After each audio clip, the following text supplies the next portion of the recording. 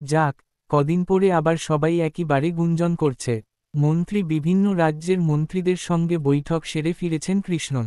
তাতে রাজ্যের লাভ হোক না হোক, চলা আবার পুনর্বার।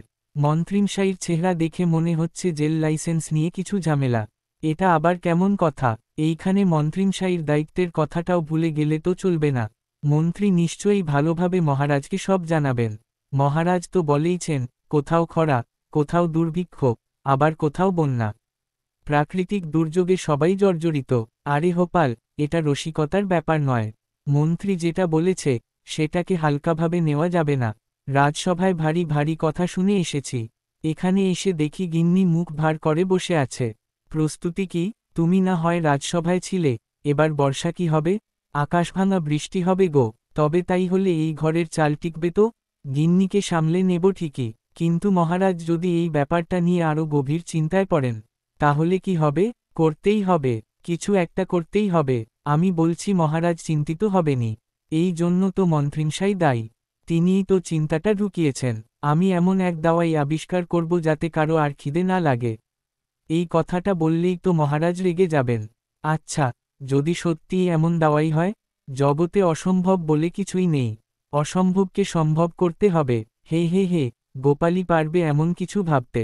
সে তো সব ব্যাপারে বুঝিয়ে দিতে পারে।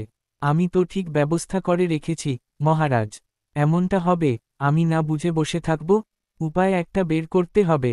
একটা এমন দাওয়াই দিতে হবে যেন সবাই খুশি হয়।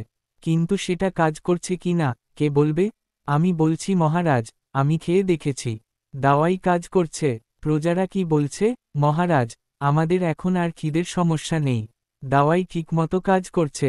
তাহলে তো সবাই কাজ বন্ধ করে দিয়েছে। কি বললে? হ্যাঁ, সবাই খুশি হয়ে বসে আছে। এখন তো কেউ আর পরিশ্রম করতে চায় না।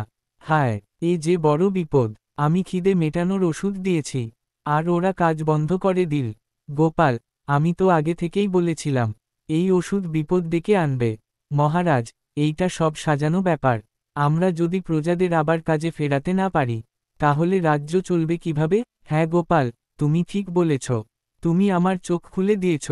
আমি এমন ভুল আর করব না। কিন্তু মন্ত্রীকে ছাড়া যাবে না। তাকে দায়িত্ব নিতে হবেই। এইবার থেকে ওর বেতন বন্ধ।